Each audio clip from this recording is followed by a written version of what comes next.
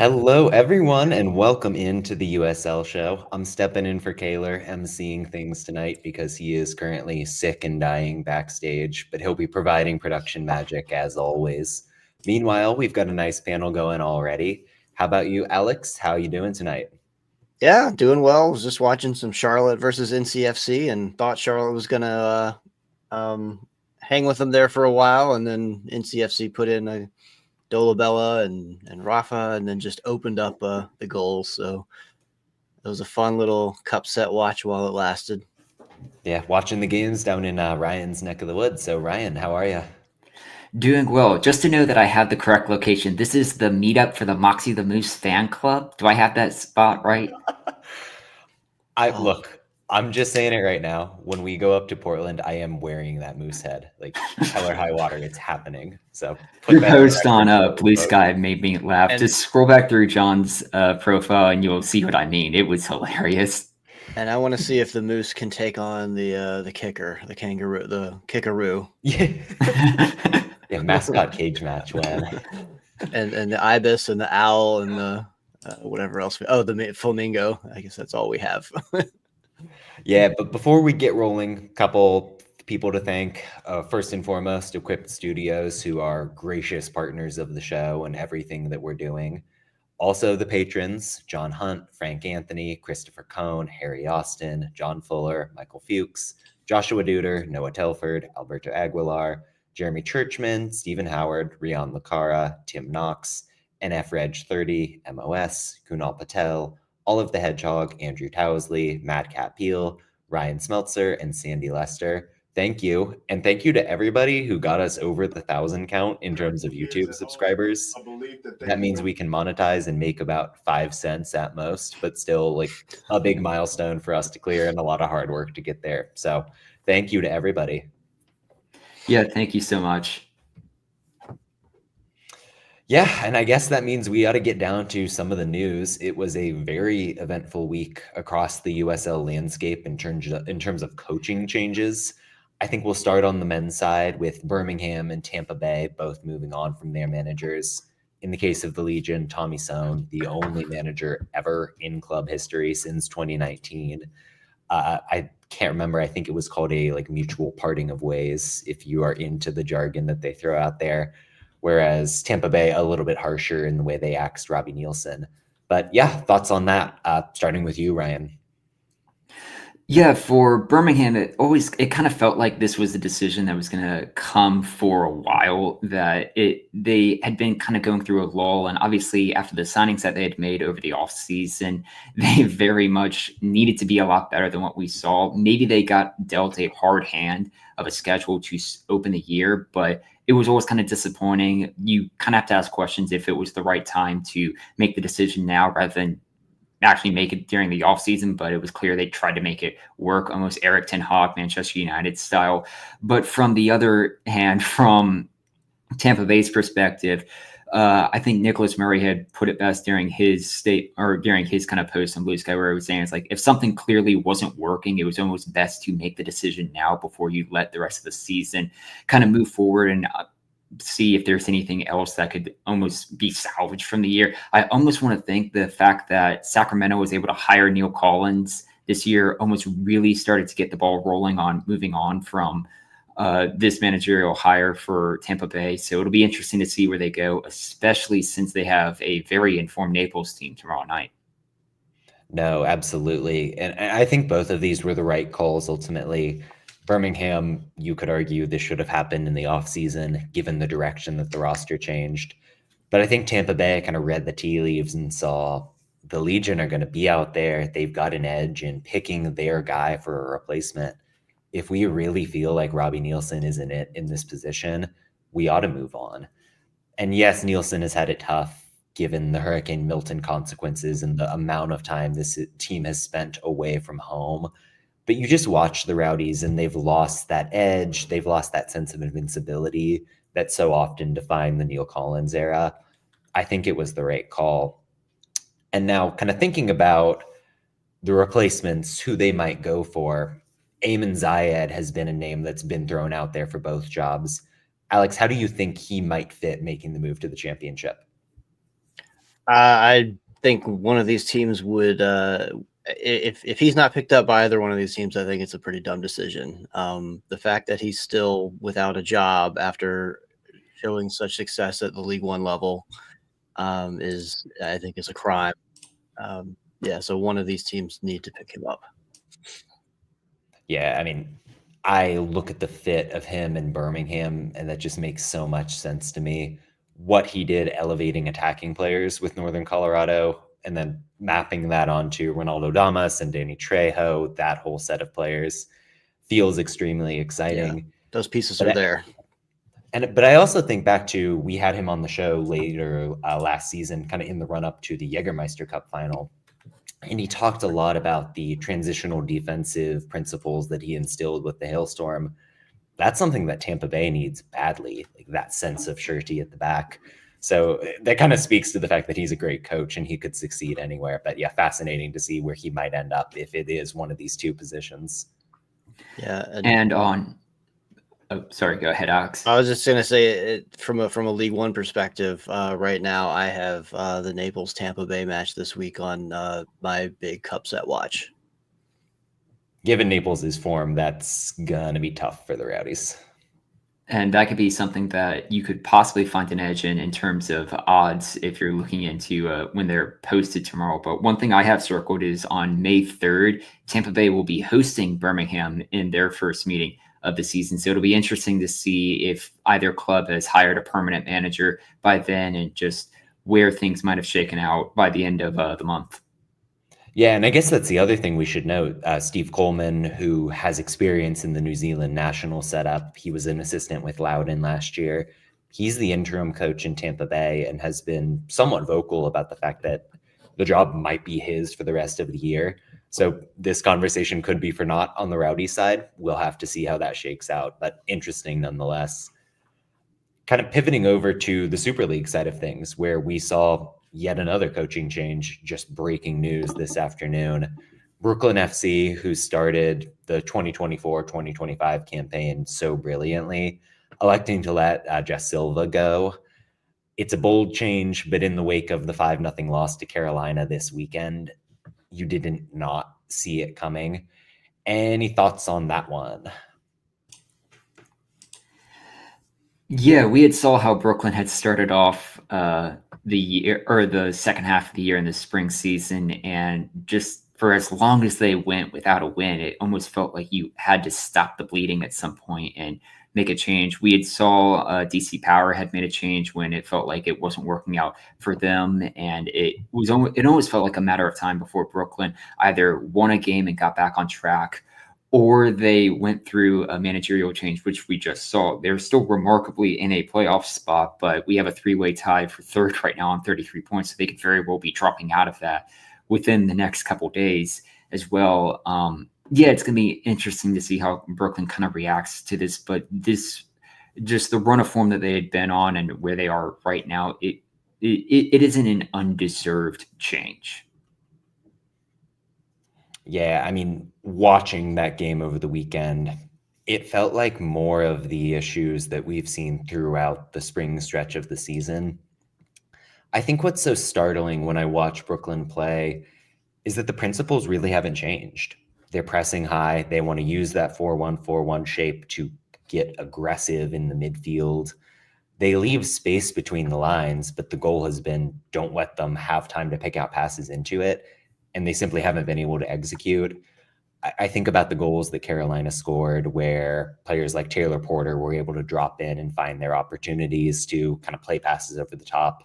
There was just too much room in that space between defense and midfield. And Silva, who did such a great job instilling this in the first place, didn't have that plan B that I think a good manager needs to have. So tough position for Brooklyn. You hope that whoever comes in can kind of bring in a new manager bounce towards the end of the season. Is Spokane? Is Spokane? Do they have a reasonable shot here with their recent form to get back? We'll get into Spokane, but I'm kind of thinking they might be the team that squeaks in. I was just gonna say, like, when is a loud prediction made so wrong. Not only did Brooklyn not win, they shit can their manager. So yeah, safe to say I got that one wrong. But hopefully whatever it is can knock Brooklyn out of this slump, because they were obviously like one of the teams to watch in the first half. So hopefully they can get their mojo back a little bit. Am I allowed to say that it is a good sign from the Brooklyn front office and that group as they kind of aim towards the championship next season that they're being bold and making this sort of sporting decision? Like, I think that's promising in terms of the tea leaves of where things are going there. I mean, anytime that you see someone being this ruthless, it just means that they are taking it seriously. And, hopefully it isn't a situation where they're going to be going through managers at like a Watford level or whatever, where they just sort of it means dysfunction. But hopefully it suggests that, they're taking the project seriously, and to pull the trigger this quick in the inaugural season of the Super League is certainly I think a statement of intent.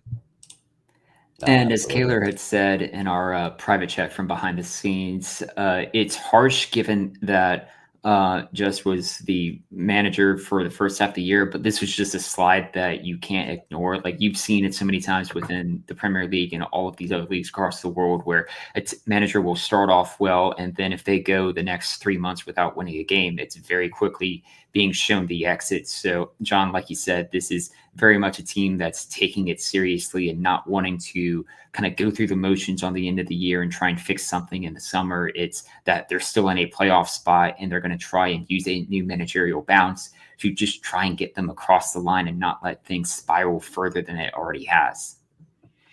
Yeah, and I mean, speaking of the spiral, I think it's as good a time as any to talk about the fact that Spokane has a real shot of jumping over the playoff line and displacing them. They get a huge win against Dallas Trinity over the weekend, or maybe midweek. I don't remember the date, but it was 3-0 nonetheless. I, in watching this game, loved what Joe Johnson did with the midfield mix here. Last week when we talked about Spokane, it was Balata playing in the number 6 spot, really replacing Taylor Aylmer, who's been in that role all season long. This lineup put both of them in the mix and then slid forward Emma Jaskinik down into the midfield 3 with them. What that did was maximize the ability to win second balls, win knockdowns, and really dominate the transitional phase against a Dallas team that is so good about working inside out, getting through you, counterattacking. And it took about a half of play for Spokane to really get going offensively. But once they did so, it was Mackenzie Weinert again. Her combination play with Alyssa Bourgeois on that right side, absolutely stirring the drink for Spokane. This, kind of in comparison and in contrast to Brooklyn, feels like a Zephyr team that had the ideas but wasn't executing at first. But now they're clicking, they've got the chemistry. There are clearly plans A, B, and C in terms of the lineup choices, liking what I'm seeing up in Washington. It does feel like the balance just continues to get better and better for Spokane. It was very focused, like sort of wing heavy at certain points, like especially early on, like over reliance on Akic, I would say in particular in the first half.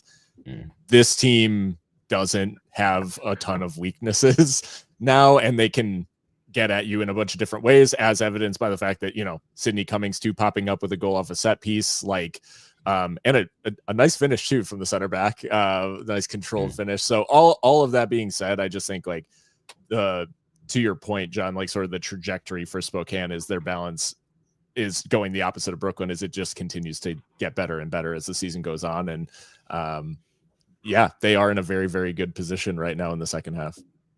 Yeah, and we've got a question from trusty producer Kaylor here of, is Spokane the best team in the league right now? Kaylor thinks that we saw the process in the last half, but they're finally getting results. I think best team is strong given what we're seeing out of Carolina. But beating Dallas, like that's a statement. So I'm here for it, but maybe number 2 in a competitive mix with the Ascent.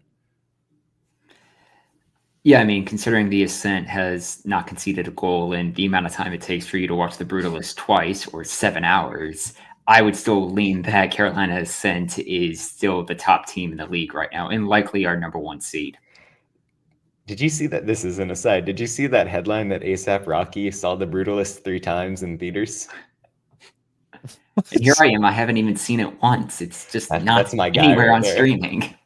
That's crazy. I can't imagine. Like, can you imagine watching The Brutalist 2 times back to back? Like, just the second one ends, it just starts over again. Yeah, I mean, putting the brutal in Brutalist, yeah.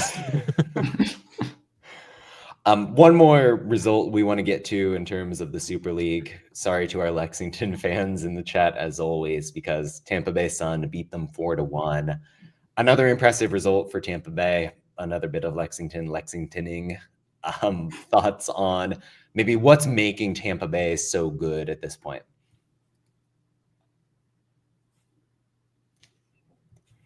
I mean, I think honestly, it's been they have like a strong a lot of strong, I guess, attackers, and Natasha Flint, like directness showing, just that kind of classic number 9 play. Jordan Listro, though, has been one of those players, like we talked about her last week, talking about her again this week, like involved in the build-up to the second goal, I think, for them. And just kind of popping up all over the place. They've got a lot of dangerous players, and they're able to beat teams both that sit back and they're able to hit teams on the counter. And it just feels like they've been able to maybe get the balance right, or get the formula right this time out against Lexington and last time out against Fort Lauderdale. So a bit of momentum for Tampa Bay. What's going to be really interesting is on April 26th, we'll have Tampa Bay traveling to Spokane to pretty much kind of determine which of these two teams that are currently outside the playoff picture is going to have the upper hand kind of going in towards the playoff picture here at the end of the year. That I really think a loss in that one for either team could very much remove them, at least temporarily, from having that kind of inside track towards the postseason. Yeah, I think, and you sort of hinted at it, Phil. The thing for me is the diversity of the scoring. Flint has 8 goals this year. Giamona's on 7. Cecily Flo-Nielsen has 7. There isn't anybody who's going to be winning the Golden Boot. But when you've got that many options across your front line, that really forces teams to react, to overcommit to certain players, opens up space for everyone else.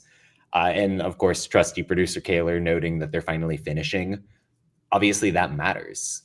They've been getting the chances. They've been creating quite nicely all season long. Now that trio who's really leading the line is doing the job.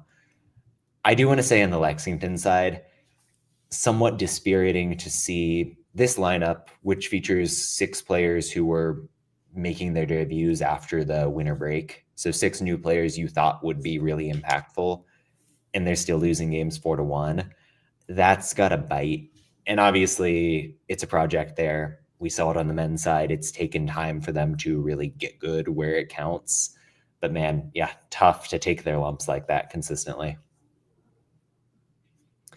Any other Stray Super League thoughts? If not, I think we are going to kick it into the League One talk, and specifically the USL Tactics Show, which is launching now. Yalta is extremely good about maintaining their 4-1-4-1 shape, getting their fullbacks involved, and allowing their midfield to cook, to keep interchanging until patterns can emerge. You saw that in force against Chattanooga, with Jimmy Villalobos seen here advancing from a number 8 role, really doing the damage against his former club. Here, Walmer Martinez is setting the tone from left back, but he's getting forwards involved, allowing his team to draw Chattanooga up, open space in behind, and then play the 1-2-3 sequence that'll allow Sebastian Cruz to cross toward Villalobos, get a finish, and put his team into an equal scoreline. These are the principles that make Brian Claban's side so strong this season. So obviously, I'm kind of focusing on the shape there, but love to get thoughts on Alta's win over Chattanooga generally, and maybe some thoughts on how well they've been doing at the club level, the attendance, anything else you're thinking Alta-wise. Yeah, you knew that with the level of talent that they signed in the offseason that they were going to figure this out. And, you know, they had a rough start. Now they've won 3 in a row. Jimmy Villalobos is off to the hottest start in his career. He's come back home. He's from California, Bakersfield, played college in Palm Desert and Pomona, started with LA Force, and now is had a rough, had a great career at Chattanooga. Hit it rough in Knoxville. Was league team of the year last year in Madison, and now, like I said, he's off to the hottest start in his career. So happy for him, and showing us what he's really capable of here.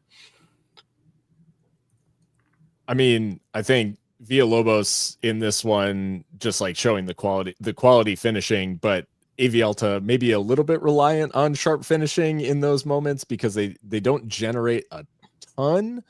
When they do, they've generated quality chances, and I think having someone who is in that sort of form obviously helps a lot. I think they were probably a little bit unlucky in the way like the game unfolded, so it was good on them to hang in there. And I think there is something about this Avialta crowd and the attendance that does propel this team. Like we've seen it, it's not for the first time that they've had this sort of like rode these waves and been able to see out, it was looking like this was going to peter out to a draw, and they do get that that final moment to beat Red Wolves. So yeah. And Villalobos, I think the couple finishes in this game just top notch. So if he can keep this up, they're going to be a danger all season.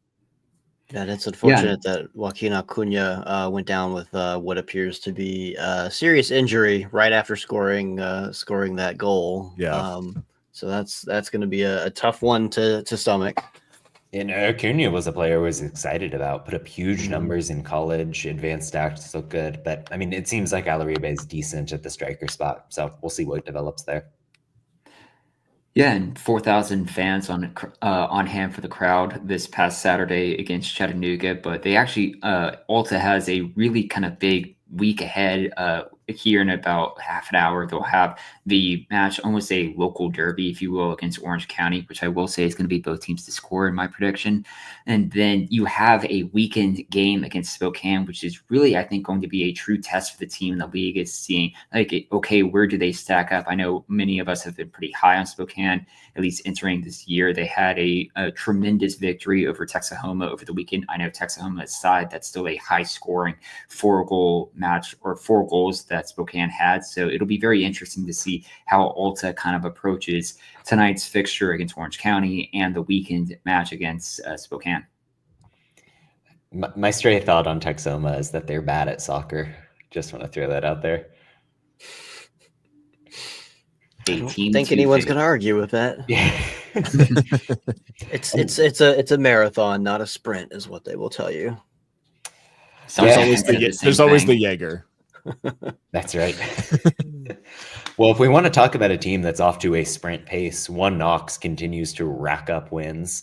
They were at it again against Greenville midweek last week. They beat him in the Open Cup, then they beat him again in the league on Wednesday. I came away impressed with One Knox's midfield. I think they've been terrific all season long.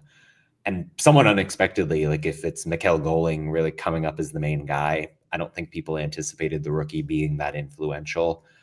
But yeah, any thoughts on Greenville, Knoxville, the state of things in that one? Yeah, I really like that 4-1-4-1 setup with Tequila up front and Doyle and Zaracostas on the side. You see Colin Johnson coming into his own.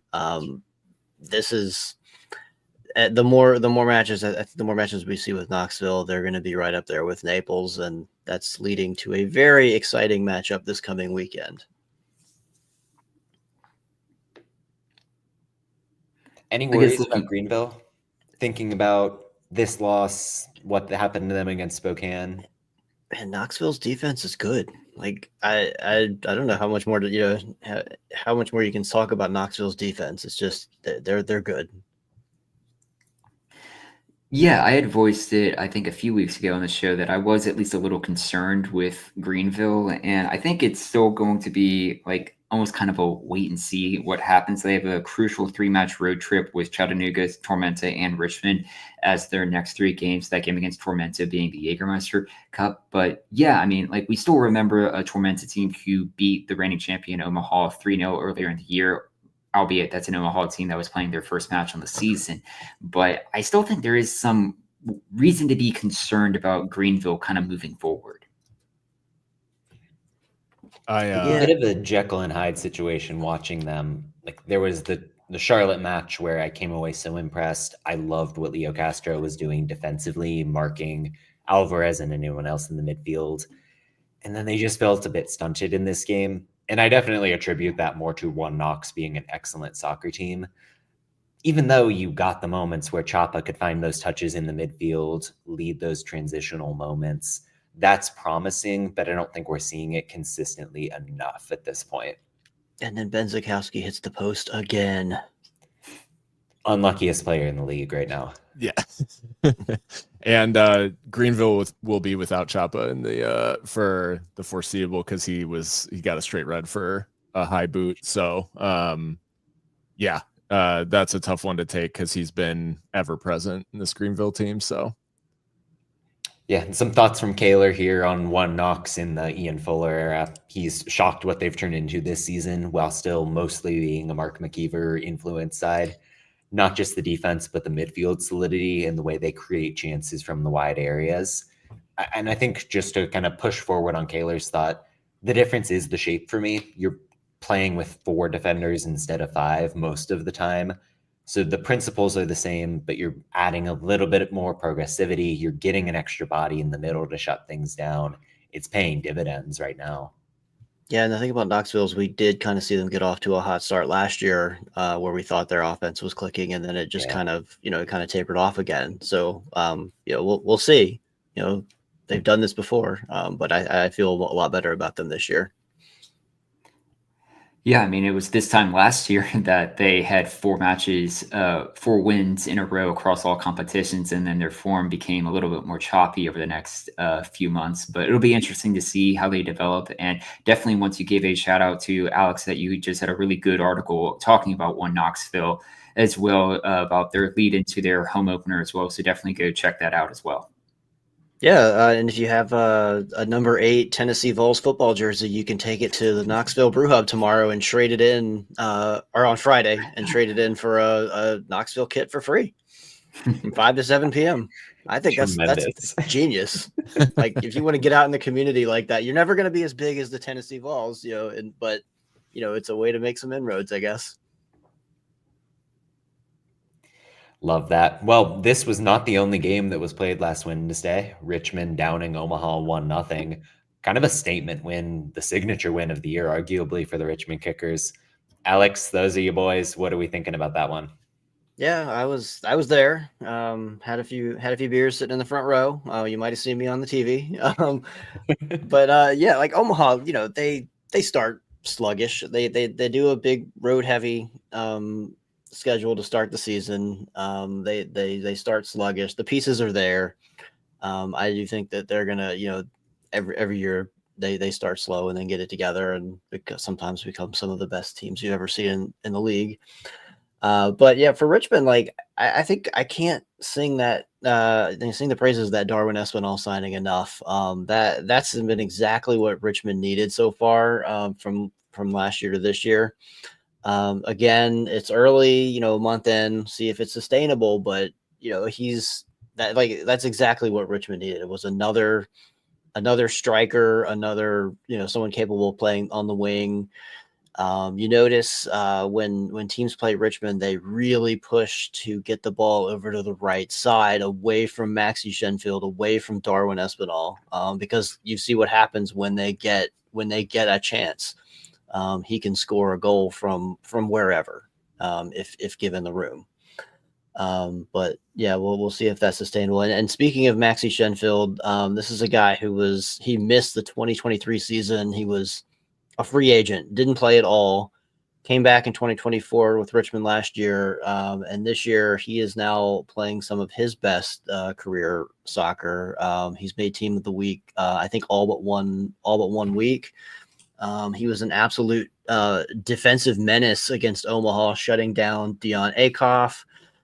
Just he can just show up anywhere on the field, but he's mostly on that left side. And then Simon Fitch as well on the right side, on the right side. He's playing some of his best football again.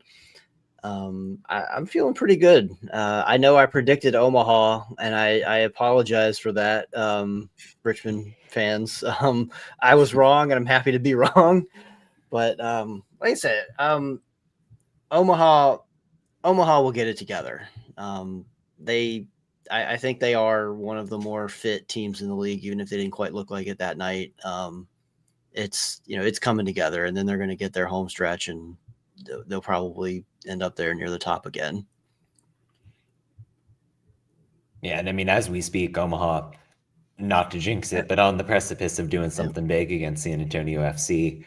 And watching a little bit of that game tonight and what we saw from them last Wednesday, it very much feels like they've got the principles down. They understand the ideas. The talent is there, and it's just a matter of executing. I did think some of the shape changes were interesting against Richmond, the way they really tried to hone in on Barnathan and the pivot and force them out to the wide areas. Didn't work, obviously, but you're seeing similar things today where Dom Casciato going pure 3-4-3, properly defending against what he's seen from San Antonio on tape. It's the little things like that, just the small tweaks week in and week out, that have made Omaha so successful over the years, and why I'm not really concerned, even though it has been a slow start so far. And I think like they're still trying to figure out where the goal production is going to come from. Like, it's just one of those things where when these players start clicking, they can be extremely dangerous, and it's just a matter of that happening, and it not getting too late into the season before it does.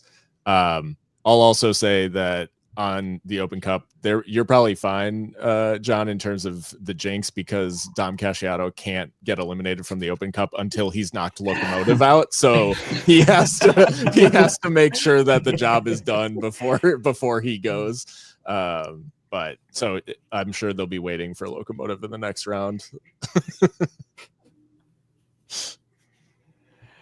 Yeah, and we wanted to hit on one more League One game, which is Tormenta getting a really big 2-1 win over Hearts of Pine. I think an interesting game for Tormenta, who have seen a little bit of lineup rotation, but finally seem to be finding their footing in terms of that preferred 11. Austin Pack ending up on the team of the week. Alex, any big takeaways from you out of this one? Yeah, I think Mason Tunbridge is turning into a very valuable utility man. They can slot him in attacking midfield, central midfield, or striker. He can work around where Bazzini or Vivas is going to play. He now has 4 goals, which is one more than he had all of last season. Again, sustainability is the word of the night, I guess, for me. Being this early in the season, is that going to be a sustainable thing for Tunbridge? We'll see. But I think he's turned into one of the more valuable players on that team. And then, poor Portland missed a PK to get, which would have been their first league goal. Finally got one late. Patrick Langlois, good for him going down in history for that first Portland League goal. Right after that, Prepolita red card.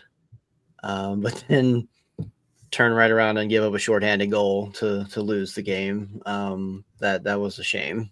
But Tormenta, they thrive on chaos. It's hard to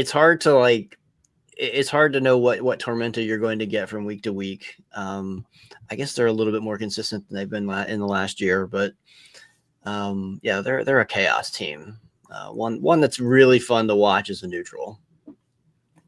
For what it's worth, Kaylor only noting one- Tormenta refuses to play a normal match, which valid thought. I mean, only one Tormenta match this year has been under 2.5 goals. So going over that mark is certainly kind of the move that you would do as a betting person. I still think too that there's something about Tormenta's the chaos that just like They give up a few too many chances per game for me to take them seriously, like towards the top end of the league. There's too many good defensive teams where I know it's, the oldest of old sports cliches, but defense wins championships. And in a lot of ways, like Tormenta will be involved in a lot of these kind of chaotic games. And unfortunately, it's going to probably cost them a lot of points, like over the course of the whole season. And in USL League One, a good goalkeeper bails you out. True, and that's what maybe it is. Yeah, Austin Pack and Inshallah, like that's like hopefully they could figure it. But anyways, I think I do think I actually do feel for Portland too, because they did a decent job in this game of creating like good looks, and they're probably a little bit now that first goal, like monkey is off their back. Maybe there's a little bit more.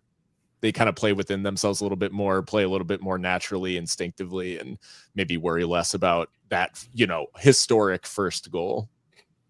If you look at the lineup they had for the Tormenta game and the lineup they had tonight, very much a completely rotated attacking unit. Almost feels like it was kind of Portland B playing against Tormenta. And even despite that, you could tell that they had the Bobby Murphy principles. I thought the press looked very good at times. Some of the wide combination play, particularly between Malamaki and Evan Southern, did well to challenge Oscar Jimenez, who's somebody that's been doing it at the USL level for the better part of a decade at this point. I think once the fervor of the cups early in the season kind of abates for this team, we're going to get a better perspective on, okay, this is the Hearts of Pine team we can expect to see throughout the rest of the season. But promising signs for them despite the loss, and kind of echoing everybody, Mason Tunbridge is that guy. Like, he can really be the anchor for this team. So yeah, fun game in this one. And speaking of cup, that's their next matchup is a Jaeger Cup matchup against Hartford Athletic. Which they're probably favorites for. They should be. I mean, they beat Hartford 4-0 in the preseason. They beat Hartford in the Open Cup. Hartford is like a walking train wreck as we speak. So smart money, Hearts of Pine. Will Hartford generate a shot against Hearts of Pine? Yeah. I guess is like the. I mean, it's not guaranteed based on their USL track record. I mean, we opened the start of the show talking about managerial changes. If you're looking at Hartford, I know we're about to move up to the championship soon. How much further do they kind of persist with Burke? If you drop 2 games to an expansion Portland Hearts of Pine team, it's not a good look. It would be the most Hartford thing possible, though, we must consider. Before we make the jump to the championship, however, we do have Kaler's corner kick market to show you, featuring Forward Madison. Ever wondered why some teams send a player offside or do the fake free kick on free kicks? I'm going to show you why. Circled for you is Bartman of Forward Madison. Clearly, he's in an offside position. Nobody's standing with him because they're trying to hold the offside line. And as this fake free kick comes in, we see Charlotte Independence has to respect it. So that gains them just a couple of inches. As the real free kick comes in, guess who's onside? It's Bartman, who's now making a run to the back post. And as this free kick is taken in, the whole goal is to head across to Bartman, who's all by himself, all because he started off in an offside position. And he was able to be onside because of this fake movement. And this is what got Forward Madison the draw in Charlotte. Once again, a terrific breakdown from Kaler there about the utility of some of those feints and seemingly odd features that come in when you get to the set piece tactics.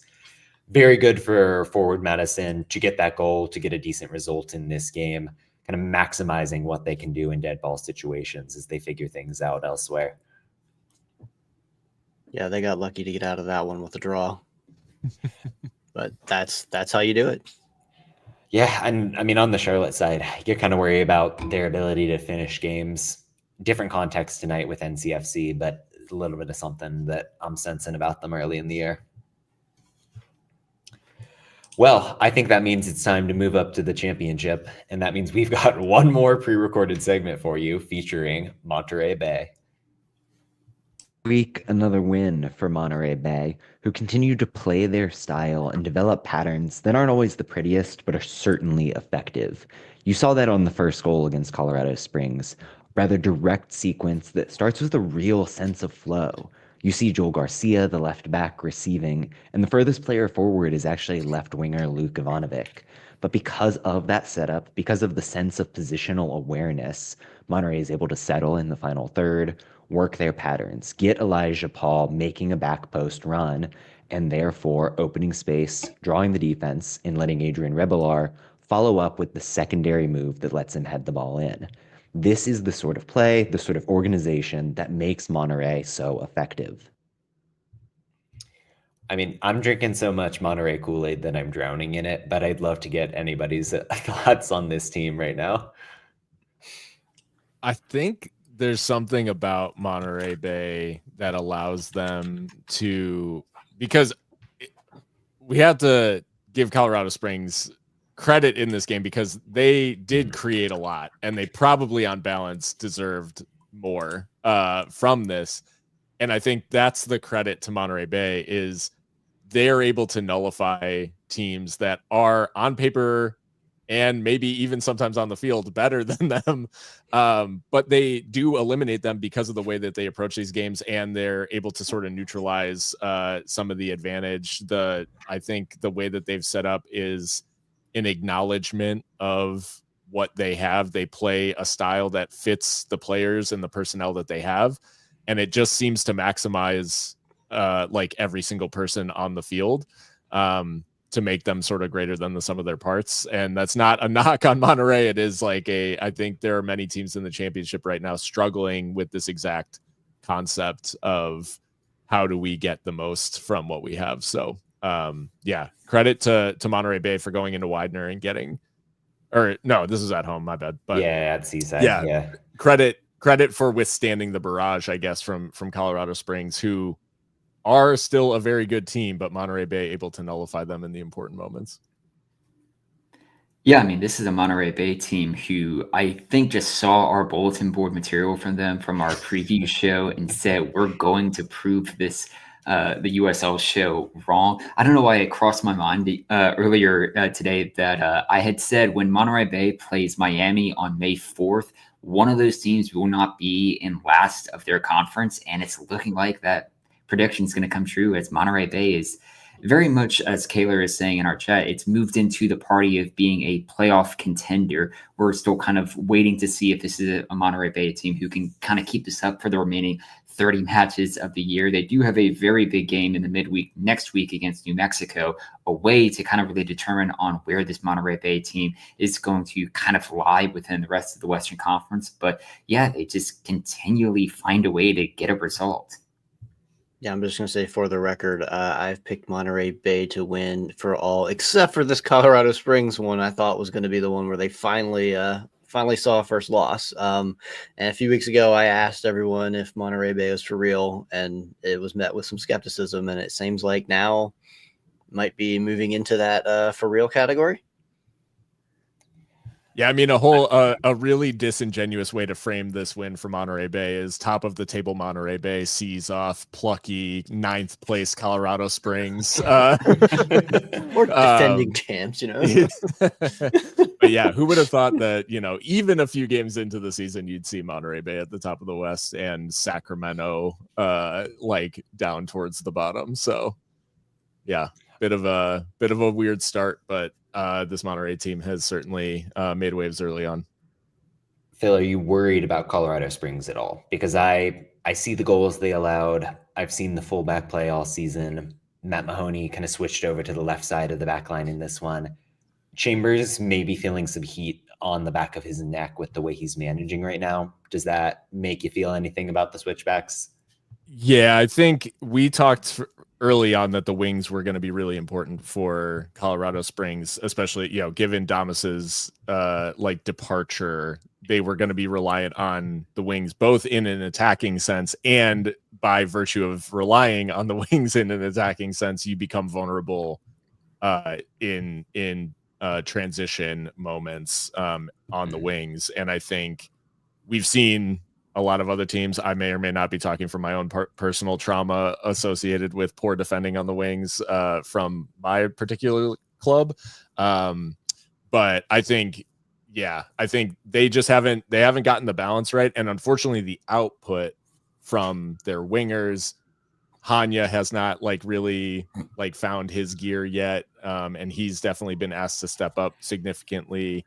They haven't really found, I think, exactly how it's meant to work between Fierman and Enley. They're trying a bunch of different pieces. And I don't think he really knows yet how to get the most out of that. And unfortunately, it means other pieces like Marco Micheletto and others are kind of trying their best to find exactly what their role is in this squad. So I think there's a lot of pressure on Chambers to figure out exactly what he needs this team to do and get them doing it pretty quick. And Kaylor noting from the sidelines here that the importance of Speedy Williams holding that team together. I liked what Marco Micheletto did in the number 6 spot quite a bit offensively, but he's not speedy in the defensive phase of the game. And I think that's going to be something important to watch. Speaking of a team that does not have a sense of defensive organization, we got to talk about Phoenix Rising, who allowed 3 goals at the death against Detroit City. Honestly, one of the most incredible jaw-dropping comebacks I've ever seen covering and watching this league. Credit Detroit. I don't know what's happening in Phoenix, but I would love to hear about your thoughts.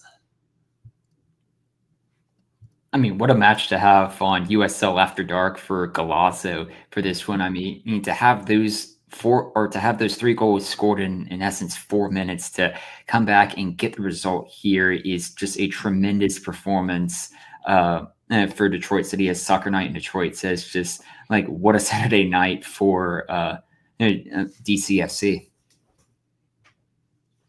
There was a real feeling in this one of I don't know if I've ever seen a game sort of regress to the mean that quickly, where Detroit definitely did not deserve to be trailing 2-0.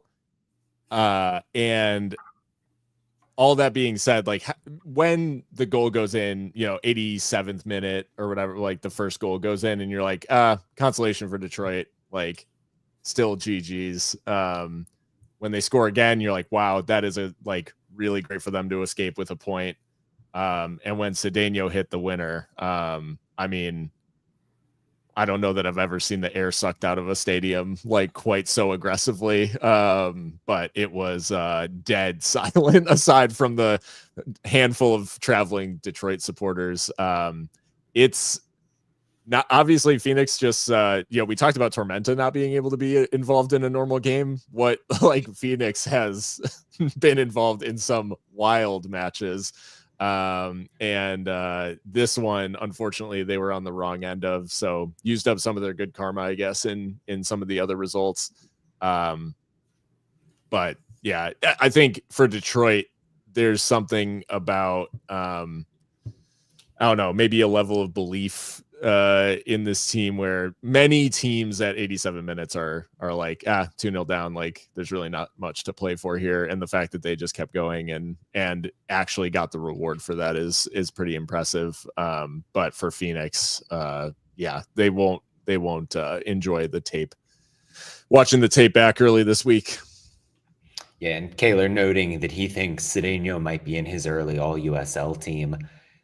I think his positioning and the way it changed over the course of the match was absolutely crucial to the way that Detroit improved. Playing quite deep in more of a narrow midfield 3 defensively early on, and it just gave Phoenix too much time and space on the ball to really dictate where the match was being played. And that changed coming out of halftime. Cedeno much more of a proper forward. Ryan Williams and Jay Chapman, who I thought were terrific in the pivot, allowed themselves to get forward again and deny Phoenix those passes up the middle that are their bread and butter. You pair that with Amu Mensah crashing upfield, Darren Smith and Ben Morris coming off the bench. It was the mix of the fresh legs, the adjusted tactical approach, kind of everything you want to see from Detroit City late in the game. And some of it is just belief. Some of it is Phoenix Rising absolutely refusing to close down.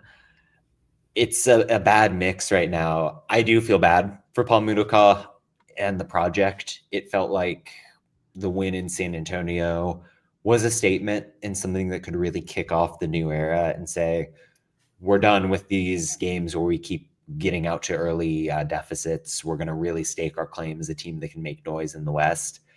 This feels like a setback in a way that matters more than your average early season result. From the Detroit side, they'll now officially go with this result. They'll now officially go a calendar year without losing a road match against a team in the Western Conference, which is very impressive from their front. But if you're looking at Phoenix Rising, their next games are not easy. I mean, you'll have Tulsa in the Cup tomorrow. Then you get Sacramento, San Antonio again in the Jägermeister Cup. Then road matches against Colorado Springs, New Mexico, Monterey Bay at home, Las Vegas, then New Mexico again, and that gets you to the end of May. That is a very tough stretch to kind of continue on this start to the season. Yeah, tough times for Phoenix Rising. And the team they beat a week ago, San Antonio, also on a skid of their own, suffering what was probably the upset of the week, falling 2-1 to the Miami FC. The stat I love is that Miami has somehow beaten San Antonio in 3 straight matchups, which just feels like wizardry and devilry and whatever you want to call it. Watching this game, though, I was impressed by Miami's sense of balance and sense of structure, which is something you've not been able to say since the calendar read 2023, if we're being honest. I thought at the best of times under Antonio Nocerino, they were able to find Alan Gavilanes in space, and that was kind of their one offensive outlet. Now they've got 2 or 3 players in the form of Bonfiglio and Vasquez who can make those runs and be dynamic. They've got a sense of control in the midfield because of Mercado and Romero. The back line really came up and showed up in San Antonio as well. Bolo Akinyote, unreal, shutting down transitional moments. Dalton Knudsen getting on the scoreboard and doing the same thing. It felt like a team that maybe has playoff upside, which is crazy to say about Miami. And can we talk about seeing some vintage Bill Hamid, the good kind? Yeah. Thumbs up at the referee when he gets the yellow Love card. it. Unreal. This was crazy because it was it felt like the first time this year that San Antonio wasn't able to, and maybe we're watching that happen again right now absolutely. in the Open Cup. They weren't able to unsettle their opponent, which they've been able to do every game. Like up until now, they've been able to, at least in like key moments, they've been able to get the other team out of shape, get them like really sort of discombobulated and not playing their game. San Antonio wasn't really able to do that to Miami FC, which I didn't know that Miami had a game to be unsettled from, and they do. Mm-hmm. And then the other thing that was really striking about this was the goals that were conceded just don't feel like the sort of goal that you score in San Antonio.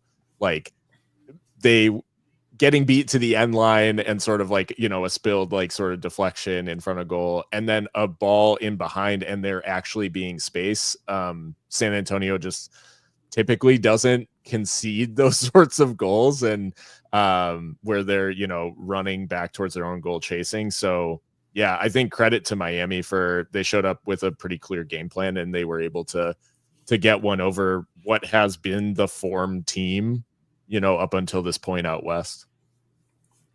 I mean, we're 5 matches played into the season, and Miami is not only not one of the last teams without a win, but they're above Tampa Bay in the table. This is the first time they've won back-to-back games across all competitions since Barbie was in theaters. So it's going to be really impressive to see where Miami kind of moves forward. Here they have a big match against Indy 11 tomorrow in the Open Cup, and then North Carolina, and then another rematch against a Tampa Bay team in the Jägermeister Cup next week, which is, I think you could put Miami on having a chance to get a result, maybe not a win, out of that match against Tampa Bay, depending on if the Rowdies can hire a permanent manager by then. If you watched San Antonio lose to Miami, and then Detroit City's comeback in Phoenix. Is that the Barbenheimer of this past weekend? Where it ended with an atomic bomb of a winner from Cedeno? Miami is really the Barbie of this league, like just all vibes. I love watching them play, if we're being honest, because there's a little bit of a sense of danger of they allow just too much activity in their own zone, but it's somehow working in their favor as of late. Long live everything that they're doing, frankly. I've still developed a soft spot for the Miami FC. Yeah, everyone's favorite team to love. Well, we've done pretty much everything to cover in terms of the wide expanse of the USL, but I'd love to open the floor if anybody's got some stray thoughts from the weekend. One question. What will happen first in USL 1 league play? Will Texoma win or will Naples lose? Well, to spoil the predictions a little bit, I think Naples losing will be the first thing to happen. And I don't feel good about like planting my flag in this take, but I think Texoma might be historically bad. Like I watched that game against Spokane. I see them against Foro, even in the Open Cup, even the players that they've got, the lack of a identifiable style, that's worrying. And I know it's early. I know they're an expansion team, but League One is competitive.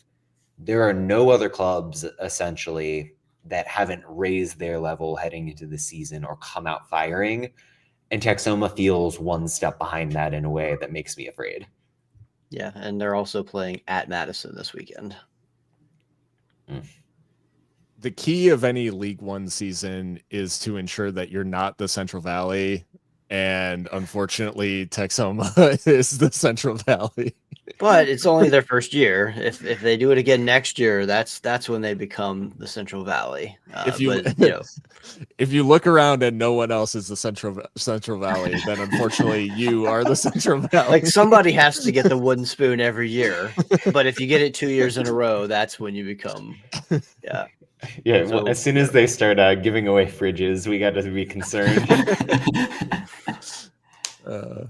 I mean, Phil, I think you said it in our at least private Discord that Texoma does host El Paso in a few weeks for the Jägermeister Cup. So it will be interesting to see kind of how they would match up going up against the championship. And I don't want to see the fallout or rant that you would have in store if Texoma somehow get a result out of that one. But I did mention to you, John, earlier today that we need a Texoma Hartford meeting sometime this year.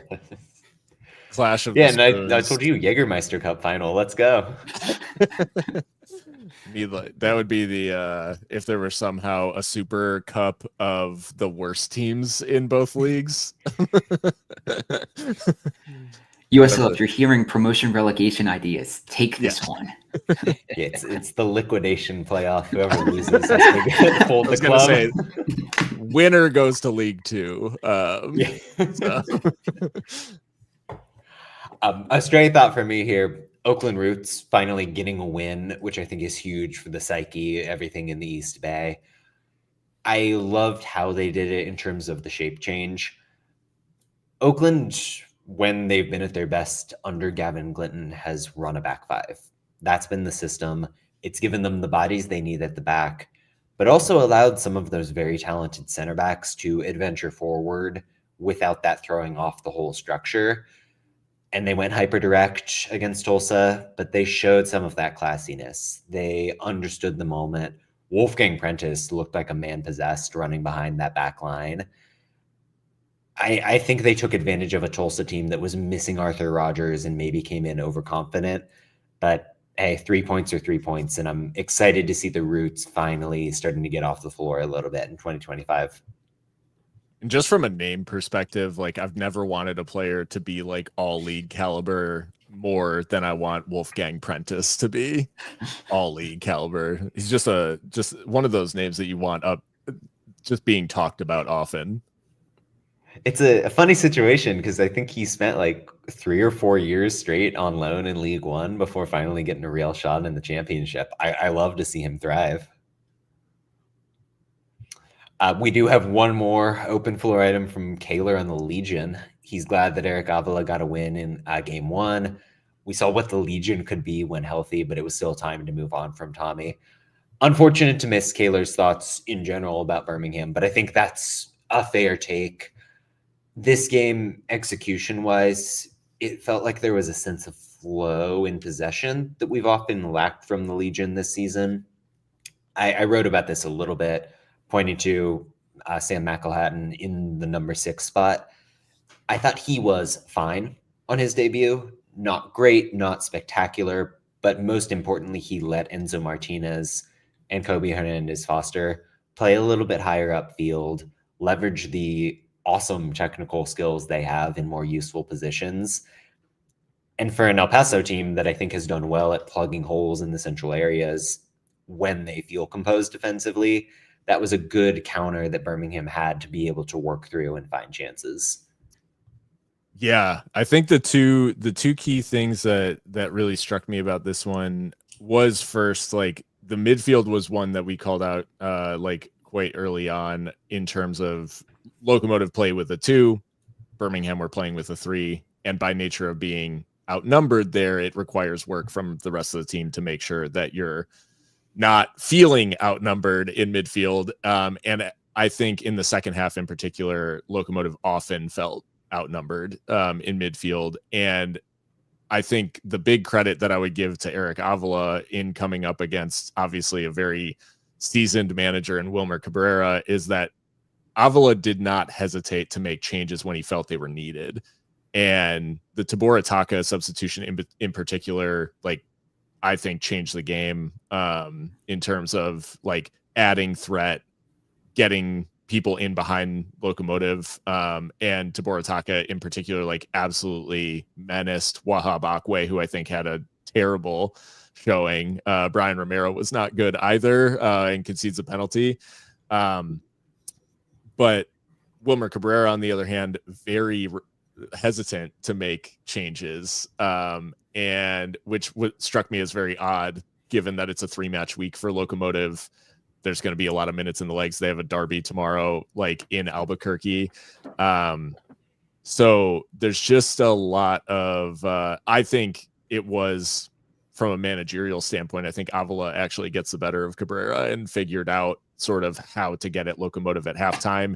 They came out of the gates in the second half storming and really never looked back. Little bit slight questions around, like, did Daniel Carter's header cross the line and all this sort of stuff, but all in all, like, Locomotive punished for their mistakes the few times that they made those, and I think they were unsettled by the changes that Avila made. So credit to him in his full managerial debut. He I think had a very, very good showing. Well, I think that wraps up the game discussion, the review of the week that was. So let us get into some predictions. We will start with everybody's favorite club, Loudoun United, taking on the Pittsburgh Riverhounds. And we'll start with you, Alex. Loudoun always does this shit, but they're still doing it. Didn't do it tonight, but I'm gonna put Loudoun on a roll. So Loudoun. Yeah, Ryan. Yeah, through the 15 all-time meetings, Pittsburgh's won 13 of these matchups. I mean, Loudoun finally got at least a draw against Pittsburgh last year in July 2024, but Loudoun hasn't actually beaten Pittsburgh since the 9th Fast and Furious film was in theaters in 2021. Love these facts. I'm going to go with a draw against my better judgment, but Loudoun picking up a win here would not surprise me. It's just a historical series. It's very much pointed in the Riverhounds' favor. Omaha just knocked off San Antonio. Let's go. Now it really is set up for the 3rd year in a row. Omaha could now. Sorry, carry on. If Locomotive do the business tomorrow, they can still get knocked out by Dom Casciano. So I went for a draw in this one too. I think it is. I appreciate, Alex. I'm appreciating that Lads is catching on. So thank you for that. But I also I think I do like a lot of what this Loudoun side does.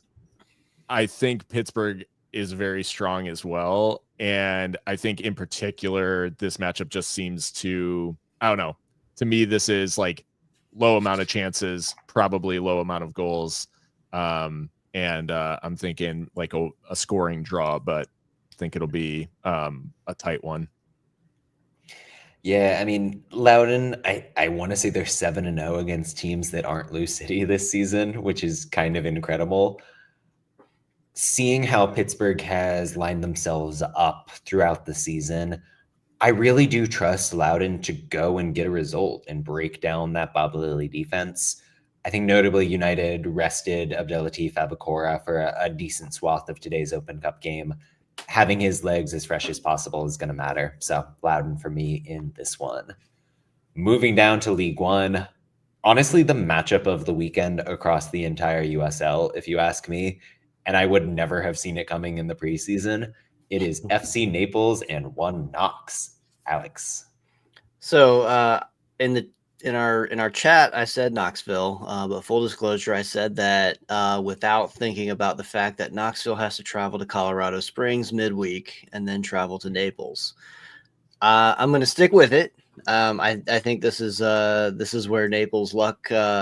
I'm not going to say it runs out, but I think this is the one that's going to break the streak. Knoxville. One interesting stat that I've seen with this team, in addition to Naples being one of the few teams in the world to have never lost any match they've ever played, asterisk next to that stat. But from this season, both teams have yet to lose a game where they've scored the opening goal in the match across all competitions. I think finding the opening goal of this one is going to be really crucial for this fixture. I have Naples here just for the lack of travel that they won't have to undertake, such as what Knoxville will have. But this is going to be a really fun match to watch. I'm going to sound like the anti-Kaler here because I went for a draw in this one. I think that but I like a lot of, similar to the last one, I like a lot of what both teams are doing. Naples have obviously been perfect up to this point, and the idea that they're not going to drop points at some point in time, it just feels unrealistic. And I think the way this Knoxville team has played, I think they're going to take points off them. But yeah, I've got it as a draw. Leaning Knoxville's way here, I didn't consider the travel point, which is making me very nervous.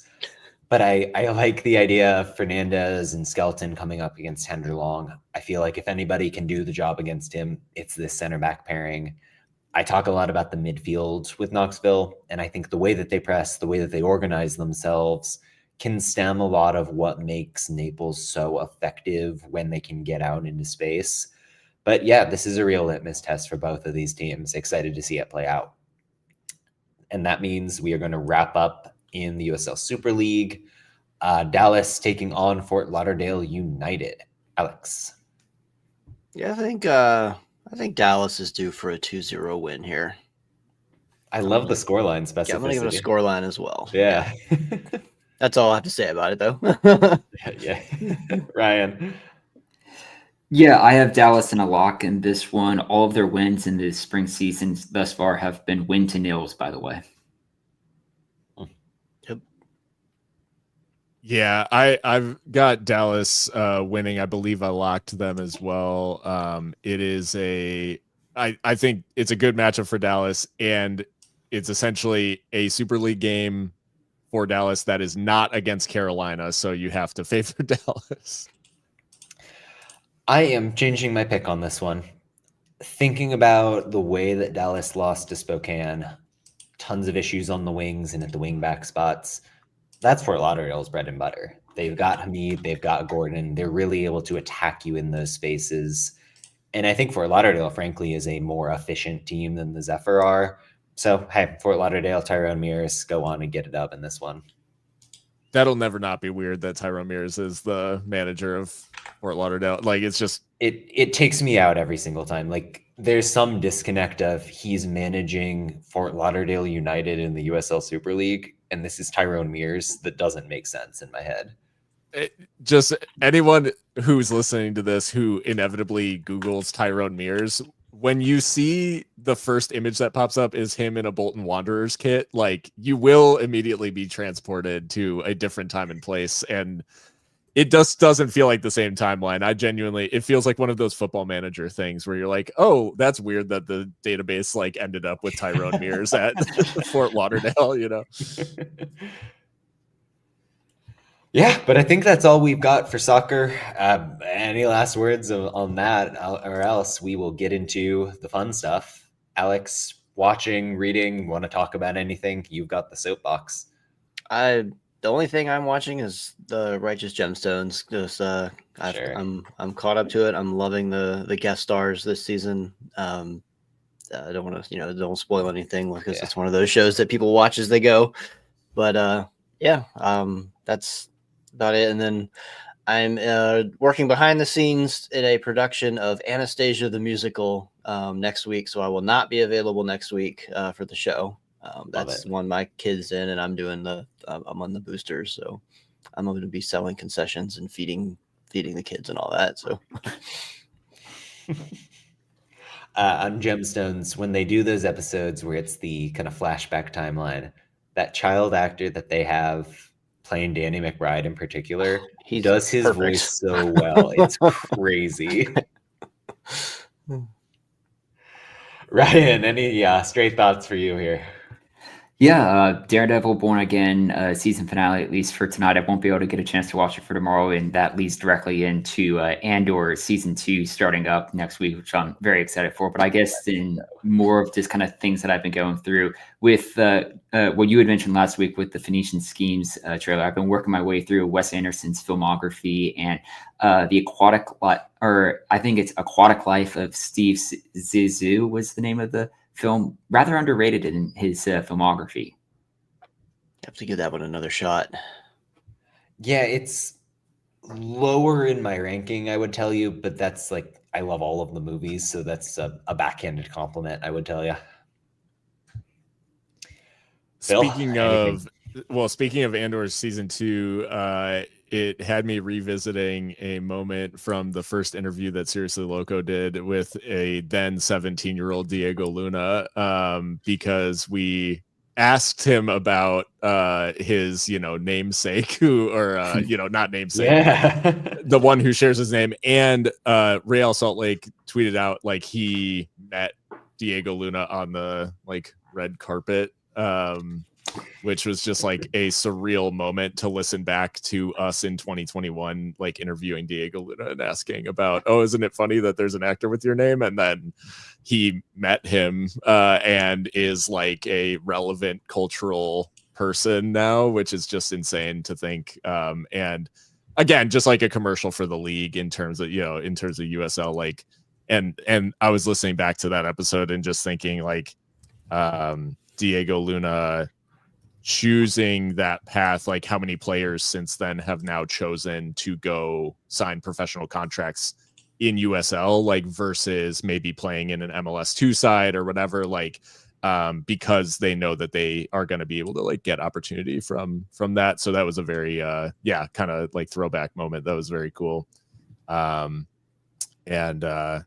just reminiscing a bit with that one, but excited similarly for, I don't know, there's just so much prestige TV happening right now that it's hard to keep up with. And amongst all that, Top Chef just churning out bangers, double elimination last week. Who saw that coming? Probably no spoilers, but one of the best chefs in the competition gone. So absolutely cutthroat out there, but very much enjoying the season of Top Chef. Now, they're billing this season as Destination Canada, yet we've only met in Toronto. When are we changing cities? I thought for a second that they were, because they were there's no quick fire today. And I was because we're traveling to Manitoba or whatever, and instead it was a very cool episode of all of the different cultural neighborhoods and cuisines of Toronto. But I'm sure it's soon. It has to be, because you would think. Yeah, we're probably halfway through the season and they haven't gone anywhere but Toronto. So yeah, we got more locations in Wisconsin last season. So Yeah, that's so true. Real quick, throwing out some thoughts from Kaler here. Shout out to CBS Sports Network for using his video on the broadcast, which that's So cool. incredible. And then his other note, his band program is playing Remember Me from Coco for their spring concert. He's yet to watch Coco without crying at some point, and it's an amazing film. And let me tell It you, is. I have also never watched Coco without crying. That's a terrific movie. The Richmond Kickers when they first installed their jumbotron last year, they started doing movie nights, and the first one was Coco. So we got to go sit at City Stadium and watch Coco. That rules. Not Yeah, a dry it eye was- in the house. And then they had happy hour specials on beer and wine. Love that. Not bad. On my end, one shout out to the Rowdies gang for hooking me up with the kit. I appreciate them greatly. They've got the best communications folks out there in the league. Boy, two. Okay, I'm gonna go see Sinners, the new Ryan Coogler, Michael B. Jordan movie this weekend. I'm seeing it with friends at like 10 in the morning on Saturday because that's when it worked, which is always a good time for a vampire movie, really. But That's a great time to go to movies. It genuinely is like the best slot if you can pull it off, and I'm a morning person, so it works. But yeah, vampires, blues, whatever is happening in the South in the 1920s sounds like a time. Dope. Yeah, those are, I don't know, those are like those are sicko hours, like the Saturday morning, which is awesome. And you won't miss any USL. So I mean, it was a major reason of why I was pushing for this. So, there are 4 games kicking off at 4 p.m. Eastern next Saturday, and then another at 4:30. So it's hot and heavy right from the afternoon. one last note before we close, I did want to give a shout to my Seriously Loco co-host Mika, who has the unfortunate issue tomorrow of being a Locomotive and Arsenal fan. So Arsenal, Real Madrid, and then Locomotive New Mexico United later that night. So just if anyone's got spare thoughts, Mika's heart and cardio condition, given those are 2 big matchups for one day. Well, Ryan and I live that every day as Spurs fans, so we can lend a little sympathy. But yeah, I think that's all we've got for the week. Thank you to everybody who watched live. Thank you to everybody who's listening on the podcast player later, and we will see you next week. Thank you for watching another episode of the USL Show. The USL Show is now proudly part of the Protagonist Podcast family. Please go to protagonistsoccer.com to check out more work. Thanks for stopping by, and we'll see everyone again next time.